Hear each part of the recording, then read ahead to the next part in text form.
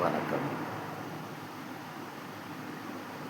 நமது இந்து சாம்ராஜ்யம் யூடியூப் சேனலை பார்க்கும் நண்பர்கள் அனைவருக்கும் எனது கனிவான இரவு நேர வணக்கம். நாளை குடியரசு தினம் ஆகையால் முதலாக எனது வீடியோவை நான் பதிவு செய்கிறேன். ஏன் திடீரென்று இந்து சாம்ராஜ்யம் என்ற யூடியூப் சேனலை ஆரம்பித்தார் என்று பலரும் நினைக்கலாம். ஏற்கனவே ஆதி இந்து மக்கள் சங்கம் என்ற அமைப்பை நிறுவி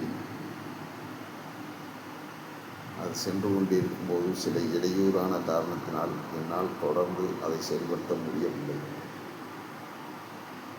அதன் பின்பு அகில பாரத இந்து சங்கமம் என்ற பெயர் மாற்றம் செய்து தற்போது இந்து சாம்ராஜ்யம் என்ற பெயரில் யூடியூப் சேனல் மற்றும் ஃபேஸ்புக் மற்றும் இன்ஸ்டாகிராம்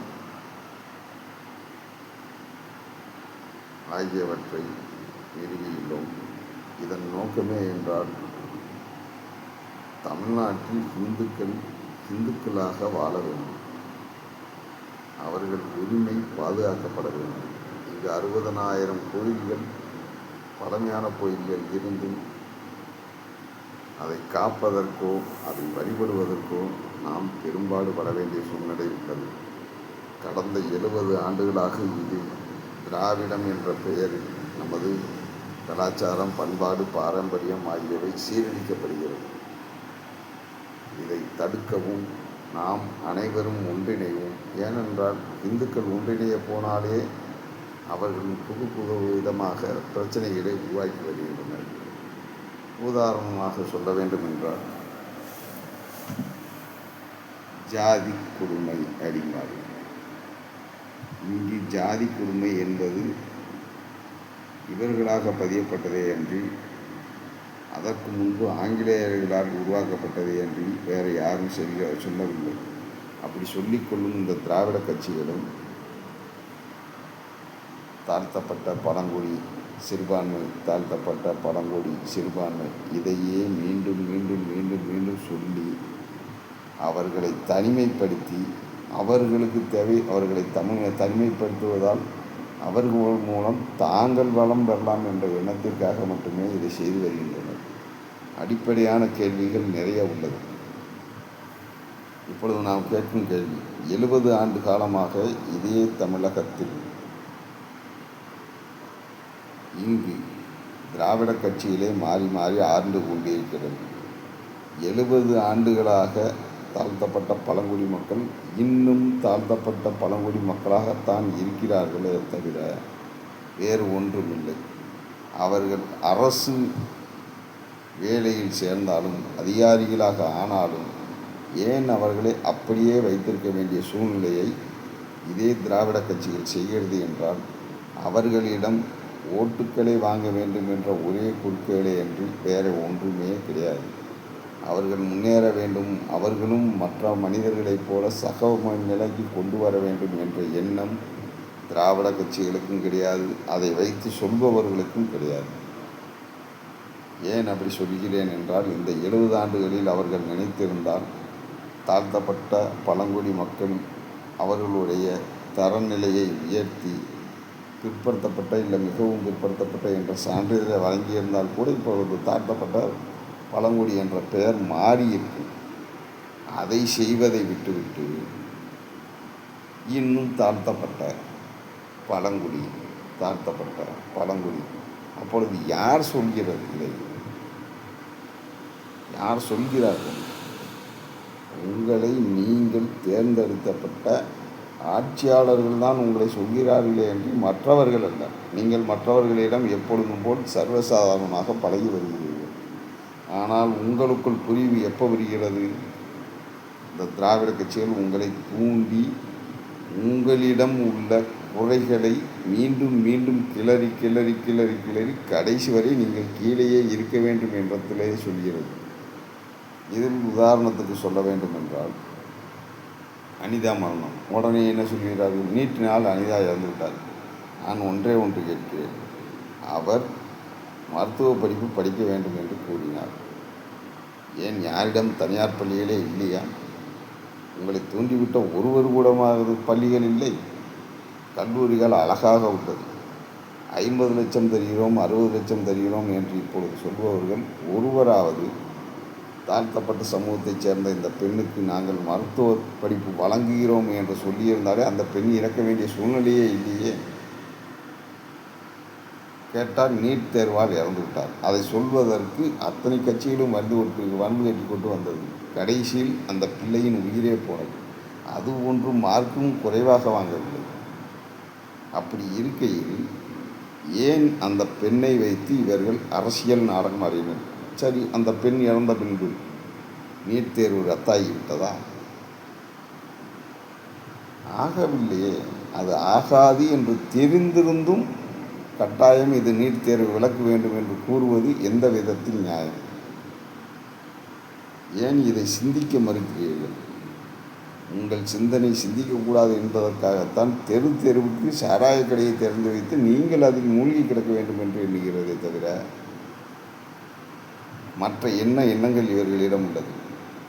கேட்டால் நாங்கள் இலவச பஸ் வழங்குகிறோம், 1000 ரூபாய் பெண்களுக்கு வழங்குகிறோம், நாங்கள் இந்த போசி குடிக்கிறோம், இந்த இலவசம் வழங்குகிறோம், இதை செய்கிறோம், இப்படியே சொல்லி கொண்டிருக்கிறதே ஒழிய உங்கள் பிள்ளைகளின் தரத்தை உயர்த்த என்ன வழி செய்தது என்று கேட்டால் அதில் 0 என்றே சொல்ல வேண்டும். உதாரணத்திற்கு மக்கள் வாழ்நிலை முன்னேற வேண்டும் என்பதற்காகத்தான் கல்வி நிலையங்கள் உள்ளது. அரசு பள்ளிகளில் 1 முதல் 8 வரை இன்று வரை தேர்ச்சி பெறாமலே மறு வகுப்பிற்கு செல்லலாம் என்று சட்டம் ஏன் இயற்று? அப்போ உங்களது பிள்ளைகள் படிக்க மாட்டார்கள், முட்டாள்களாகவே இருப்பார்கள் என்ற எண்ணமா? 8ன் பிறகு அடுத்து இருக்கக்கூடிய 9, 10, 11, 12 முடித்துவிட்டு அவர்கள் எந்த தேர்வில் தகுதி தேர்வில் தேர்ச்சி பெற முடியும்? இதை என்றாவது சிந்தித்து யாராவது கேட்டது உண்டா? கிடையாது. ஏன்? நீங்கள் முதல் சிந்திக்கவே வேண்டாம் என்று தானே சாராய கடையில் உங்களை படுக்கப்பட்டு விடுகிறார்கள்.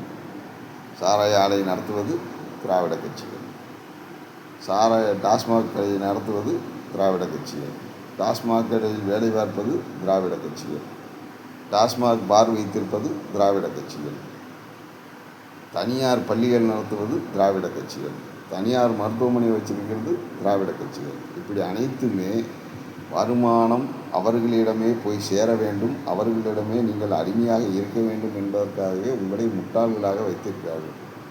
ஏன் அரசு நினைத்திருந்தால் இத்தனை தனியார் பள்ளிகளை கொண்டு வந்து குறைந்தபட்சம் 20,000 வருஷத்திற்கு அந்த கல்வித்தொகையை வைத்து எத்தனை லட்சம் கோடி இவர்கள் வருமானம் பார்க்கிறார்கள். அரசாங்கம் நினைத்திருந்தால் அத்தனை தனியார் பள்ளிகளையும் அரசு பள்ளிகளாக மாற்றியிருந்தால் பாராட்டியிருக்கலாம். ஆனால் கல்வி நிலையங்களை தனியாரிடம் விட்டுவிட்டு சாராய கடையை அரசாங்கம் நடத்துவது என்பது எவ்வளவு கேவலமான கேடுகெட்ட விஷயம். தற்போது நமது தமிழ்நாட்டில் நடக்கும் விஷயங்களை பார்த்தால் சிறு பிள்ளைகள் காதல் என்ற பெயரில் காமக்களியாட்டங்களில் அங்கங்கு சீரழிவது, சிறு பிள்ளைகள் கையில் வயது வந்தோருக்கு கீழ் உள்ள பையன்கள் எல்லாமே மது அடித்து விட்டு கஞ்சா குடித்து விட்டு போதை ஊசி போட்டுவிட்டு கையிலே அருவாளும் வாளையும் தூக்கி அதை வைத்து காணாப்பாட்டு என்ற பெயரில் அடுத்தவர்களை வெட்டுவதும் குத்துவதும் கொலை செய்வதும் அதையும் அவர்கள் பொழுதுபோக்காக செய்து கொண்டிருக்கிறார்கள். அதற்கு ஊக்குவிக்க, உண்மையை சொல்ல வேண்டும் என்றால் அதற்கு ஊக்குவிக்க ரஞ்சித், வெற்றிமாறன் போன்ற சில கேடுகட்ட இயக்குநர்கள் அதை செய்கின்றனர். தங்கள் சமுதாயம் முன்னேற வேண்டும் என்று நினைத்தால் முதலில் அவர்களை எவ்வாறு முன்னேற்றுவது என்ற சிந்தனையை விட்டுவிட்டு உன்னை அடக்குகிறார்கள், உன்னை தகுக்கிறார்கள், உன்னை கெடுக்கிறார்கள் என்று சொல்லி சொல்லி சொல்லி சொல்லி நாம் எப்படி இருந்தோம் தெரியுமா? உடனே அதில் படத்தில் வரும் கதாநாயகர்களை தண்ணி அடிப்பது போலவும், அருவாளையத்தை வெட்டுவது போலவும், வாளை வைத்து குத்துவது போலவும், கஞ்சா அடிப்பது போலவும் காட்டி காட்டி காட்டி காட்டி இன்னைக்கு உள்ள பிள்ளைகள் மனதில் அப்படி இருந்தால் நம்ம பெரிய ஆள் அப்படிங்கிற எண்ணத்தை விதைச்சி ஓரளவுக்கு தேறி வந்தவங்கள சீரழிச்சிருக்கு, முட்டாளாக்கிருக்கீங்க. வேதனையோடு சொல்கிறேன் நான். அவங்களும் மனுஷங்க இல்லையா? இல்லை கேட்க, அவங்க மனுஷங்க இல்லையா? நீங்கள் காசு சம்பாதிச்சு மேலே வரணுங்கிறதுக்காண்டி எந்த சமுதாயத்தை நீங்கள் சொல்கிறீங்களோ அந்த சமுதாயத்தை வச்சு காசை வச்சு பிடுங்கி வளர்ந்து இப்படி ஒரு வாழ்க்கை வாழணுமா? நீங்கள் கேட்டால் ஒடுக்கப்பட்டோம். என்னது ஒடுக்கப்பட்டோம்? ஒடுக்கப்பட்டதுக்கு நீங்கள் என்ன முயற்சி பண்ணியிருக்கீங்க? ஒடுக்கப்பட்டதுலேருந்து வெளியே வர்றதுக்கு நீங்கள் என்ன முயற்சி? என்னைக்காச்சும் உங்கள் இதிலேருந்து யாராச்சும் இந்த திராவிட கட்சிகளோ கம்யூனிஸ்டோ யாராக வேணா இருக்கட்டும், நீ நன்றாக படி, உன்னை நான் பட்டியலினத்திலிருந்து எடுத்து மிகவும் பிற்படுத்தப்பட்டவர் தருவேன்னு சொல்லியிருக்காங்களா? இல்லை பிற்படுத்தப்பட்டவர் பட்டியலுக்கு நான் உன்னை மாற்றுறேன்னு சொன்னாங்களா? ஏன் மாற்றலை? அப்போ உன் நிலைமை நீ படிக்க வைக்கிறதுக்கு, அதாவது உங்களை சொல்லக்கூடிய நிலைமை நீங்கள் இன்னும் 35 மார்க்கை விட்டு தாண்ட மாட்டீங்கன்னு சொல்கிறாங்களா? அப்போ உங்களுக்கு மூளைங்கிறது வளராதுங்கிறாங்களா? இதை யார் சொல்கிறது? நான் சொல்கிறேன்னு நினைக்காதீங்க. தயவு செய்து சொல்கிறவங்க மேலே உடனே ஆளாளுக்கு பாயாது, இவர் தப்பாக சொல்கிறாரு சொல்கிறவங்க மேலே பாயாதீங்க. இன்னமும் தனித்தொகுதியில் போட்டியிட வேண்டிய சூழ்நிலையில் தான் வச்சுருக்காங்க. 70 வருஷமாக தமிழ்நாட்டில் ஆண்டுக்கிட்டு இருக்கிற இந்த திராவிட கட்சி தான் இன்னமும் நீங்கள் தனித்தொகுதி கேட்க வேண்டிய சூழ்நிலையும், இடஒதுக்கீடு கேட்க வேண்டிய சூழ்நிலையும், அப்படி ஒரு சூழ்நிலையில் தான் இன்னமும் வச்சுக்கிட்டே இருக்காங்க. கேட்டால் நாங்கள் தாழ்த்தப்பட்ட பழங்குடி மக்களை மேன்மை நிலைக்கு கொண்டு வரோம், மேன்மை நிலைக்கு கொண்டு வரணும்னு நான் கேள்வி கேட்கேன். முர்மு தாழ்த்தப்பட்ட பழங்குடி மக்களை சேர்ந்தவர் தான், ஏன் ஓட்டு போடலை? கேட்டால் பிஜேபி பார்ட்டிக்கு நான் கேட்குற கேள்வி, நீங்கள் இனத்தின் அடிப்படையில் பேசுவதாக இருந்தால் முர்மு பழங்குடி இனத்தைச் சேர்ந்தவர் என்று தெரிந்திருந்தும் அவருக்கு எதிராக நீங்கள் யாரை நிறுத்தினீர்கள்? சிறுபான்மை இனத்திற்கு நாங்கள் ஆதரவு என்று சொல்லும் நீங்கள் அப்துல் கலாமை ஏன் எதிர்த்தீர்கள்?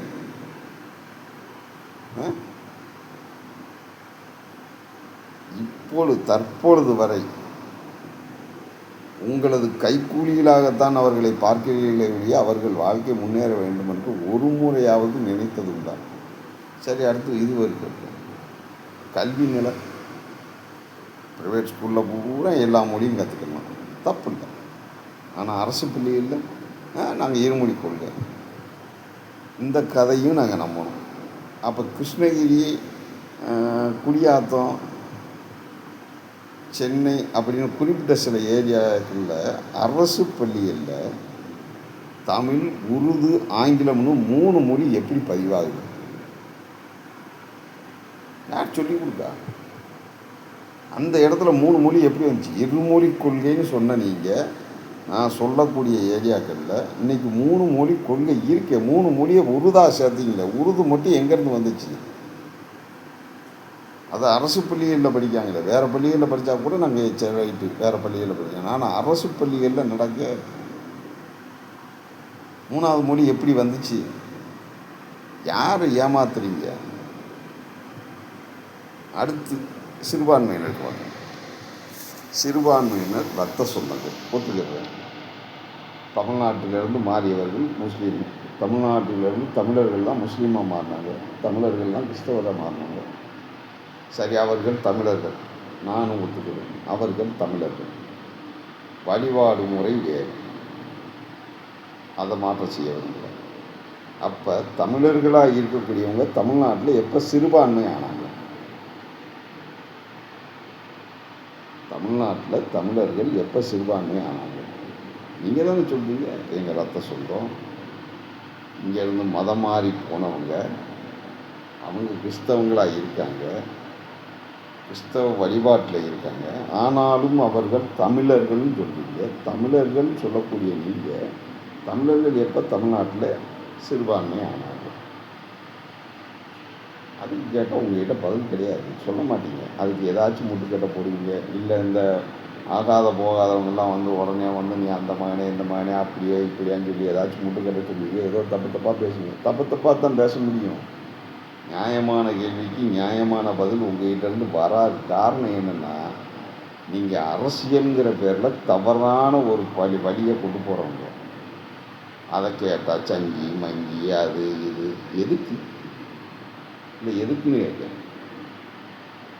எங்க அரசியல் சொல்லியில் ஏதாச்சும் ஒரு இயந்திரம் சரியாக நடக்குன்னு சொல்லுங்கள். ஏதாச்சும் ஒன்று. காவல்துறை கிடையாது, நீதித்துறை கிடையாது, சட்டம் ஒழுங்கு கிடையாது, கல்வி கிடையாது. சரி, எதில் நீங்கள் வச்சுருக்கீங்க? சரி, நல்ல படங்கள் அதுவும் கிடையாது. நல்ல படங்கள்னால் குடும்பத்தோடு முன்னாடி உட்காந்து பார்த்தாங்க. இன்றைக்கி குடும்பத்தோடு உட்கார முடியாத சூழ்நிலையில் படத்தை எடுக்கிறீங்க. கேட்டால் அது வந்து ட்ரெண்டு வேறு, ட்ரெண்டு அதெல்லாம் வேறு. ஒரு மக்களுக்குள்ளே பிளவுபடுத்தக்கூடிய படங்கள் தான் அதிகமாக இப்போ கொண்டு வரீங்க. அதுவும் வந்து குறிப்பிட்ட சில பேர் நீங்கள் வளர்த்து விடுறீங்க. அவங்க அந்த படத்தை பார்த்துட்டு சீரழிஞ்சு கையில் ஆயுதத்தோடு தெருவில் சுற்றி அவங்க நாசமாக போகணும். அதுவும் உங்கள் விருப்பம். அவங்க நாசமாக இருந்தால் தான் நீங்கள் எனக்கு கொடுக்குற 500க்கும் 1000க்கும் உங்கள் பின்னாடி வந்து ஓட்டு போட வைக்க முடியுன்ற ஒரு கெட்ட எண்ணம். அவங்க வாழ்க்கை சீரழிஞ்சால் பரவாயில்ல, உங்களுக்கு அதை பற்றி கவலையே கிடையாது. தமிழ்நாட்டில் எந்த இனமும் எப்படி நாசமாக போனால் உங்களுக்கு என்ன? உங்களுக்கு தேவை அரசியலை பிடிக்கணும், மேலே சீட்டில் உட்கார. நம்ம இன்னும் லட்சம் கோடி சம்பாதிக்கணும், இன்னும் கொண்டு போய் வெளிநாட்டை கொண்டு போய் துட்டை கொட்டி வைக்கணும். இப்போ சம்பாதிச்ச துட்டையே நீங்கள் இல்லையா 300 தலைமுறைக்கு சேர்த்து வச்சுருக்கீங்க. அதை உட்காந்து தின்னு அடிக்க கூட உங்களால் முடியாது. இன்னமும் ஏன் இந்த ஆசை, இந்த ஆணவம், இந்த வெறி? இந்த தமிழ்நாடு உங்களுக்கு என்ன கெடுதல் செஞ்சிச்சு? இங்கே இருக்கிற மக்கள் வந்து உங்களுக்கு என்ன பாவம் செஞ்சாங்க? திராவிட கட்சின்ற பேரில் இவ்வளவு அட்டூழியம் பண்ணிக்கிட்டு, கம்யூனிஸ்ட் கட்சின்ற பேரில் அட்டூழியம் பண்ணுறீங்க. கலாச்சாரத்தை சீரழித்து கெட்டு குட்டிச்சவராக்குறது தான் உங்கள் வேலையா? எங்கள் மனசை தொட்டு சொல்லுங்கள். திராவிட கட்சியில் இருக்கிற எவனாச்சும் ஒரு கிளைச்செயலாளர்ந்து எடுத்துக்கணும், கிளைச்செயலாளர்ந்து கேட்கணும். எவனாச்சும் தம்பிள்ள கடைசி வரைக்கும் கவர்மெண்ட்டில் தான் படிக்கணும் அப்படின்னு சொல்லுங்கள். காசே இல்லாமல் வழியே இல்லாமல் சேர்க்குறோம் தான். அதில் கொஞ்சம் காசு இருந்தாலும் கடனை உடனே வாங்கி போய் ப்ரைவேட்டில் எதுவும் சேர்க்குறேன். நீங்கள் தான், உங்கள் அரசாங்கம் தான் நடத்துது. எங்கே நாளையிலேருந்து ஒரு ஆணையை சொல்லுங்கள். திராவிட கட்சியில் கம்யூனிஸ்ட் கட்சியில் இருக்கும் அனைவரும் நம் பிள்ளைகளை அரசு பள்ளிகளில் படிக்க வைப்போம் சொல்லுங்கள். சொல்லுவீங்கள, நாங்கள் அரசு பள்ளிகளை வந்து மேலே கொண்டு வந்துட்டோம்னு.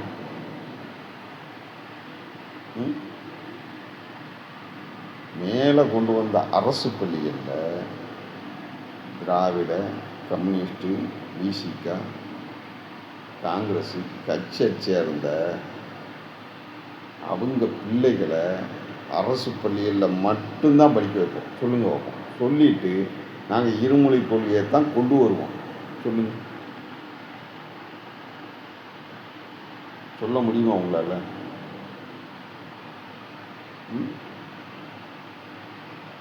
முடியாது. ஏன்னா உங்கள் பிள்ளைகளை நீங்கள் வந்து தனியார் பள்ளியில் படிக்க போட்டு அவங்கள வந்து எந்த மொழியையும் படிக்க சொல்லுவீங்க, எங்கேயும் வெளியே அனுப்புவீங்க. இங்கே உங்களுக்கு அடிமைகள்னு சொல்லி வச்சுருக்கீங்க. தமிழ்நாட்டில் உள்ள முட்டாப்பயக அடிமைகள், நம்ம சொல்கிறத அப்படியே நம்பக்கூடிய அடிமைகள் இருக்காங்க. அடுத்து கோயில் எடுத்துங்க, அது என்ன? இல்லை எல்லாரும் கேட்குற மாதிரியே கேட்குறோன்னு நினைக்கிறியா? தப்பு. நான் யதார்த்தமாகவே கேட்குறேன். அவுரங்கசீப் போட்டு விட்டு அதே ஃபார்முலாவை தான் நீங்களும் கடைப்பிடிக்கிறீங்க. கடைசி வரைக்கும் நாங்கள் கேட்டுக்கிட்டே இருக்கணும். நீங்கள் அதை துட்டை கொண்டு போய் எங்கே வேணாலும் என்ன அனாமத்தை வேணாலும் செய்யணும். அதை கல்வெட்டில் இருக்கிற பூரா கல்வெட்டை அழிக்கணும். அதுதானே இப்போ உங்கள் வேலை. அதைத்தானே நீங்கள் வந்து கும்பாபிஷேகம் பேரில் மறைமுகமாக செய்கிறீங்க. மனசார செஞ்சீங்கன்னு நாங்கள் நம்பணுங்கிறீங்களா? அது உங்கள் பின்னாடி அடிப்படையாக இருக்காங்க பார்த்தீங்களா? அந்த முட்டாப்பையிட போய் சொல்லுங்கள். இருமொழி கொள்கை, இருமொழி கொள்கை. நாங்கள் வந்து மதச்சார்பு என்ன? தமிழில் அர்த்தம் என்னன்னு தெரியுமா? எந்த மதத்தையும் சாராமல் இருக்குது.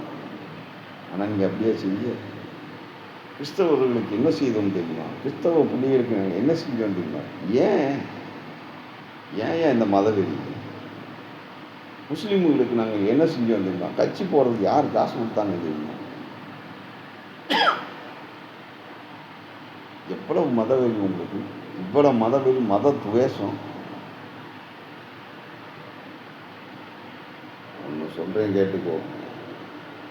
திராவிட கட்சிகளும் கம்யூனிஸ்ட் கட்சிகளும் இந்த நாட்டில் விதைப்பது வினையை.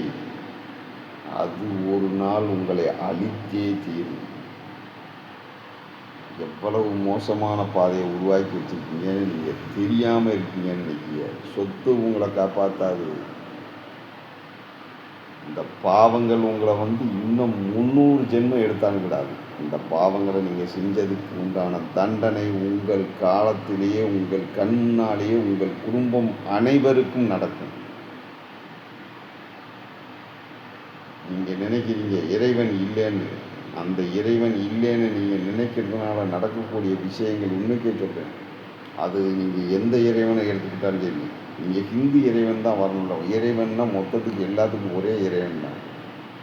அது கிருஷ்ணரோ, பரமாத்மாவோ, இயேசுவோ, அல்லாவோ, யாராக வேணாலும் இருக்கட்டும். ஆனால் அத்தனை பேரையும் கண்ணை மூடி நம்ம ஜெயிச்சு காட்டுறோம்னு சொல்லி நீங்கள் முட்டாத்தனமாக ஒரு வேலையை செய்யறீங்கல்ல. இன்றைக்கி சொல்கிறேன், நீங்கள் அழிஞ்சு சீரழிஞ்சு உங்கள் குடும்பம் கூட நாசமாக போகும்.